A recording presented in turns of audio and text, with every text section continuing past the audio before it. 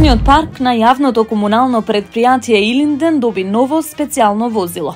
Имено градоначалникот на општина Илинден Александар Георгиевски денеска присуствуваше на промоцијата на новото комунално возило на ЈКП Илинден за собирање на комунален отпад, при што повторно е подновен возниот парк на предпријатието.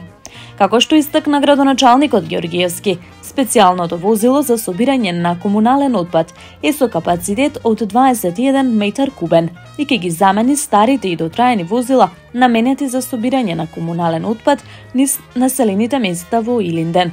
Тој додаде дека врвен приоритет во работењето на локалната самоуправа е подобрување на квалитетот на услугите, а со набавката на комуналните возила ќе се подобри квалитетот на услугите кои ги врши јавното предпријатие, како и ефикасноста на вработените.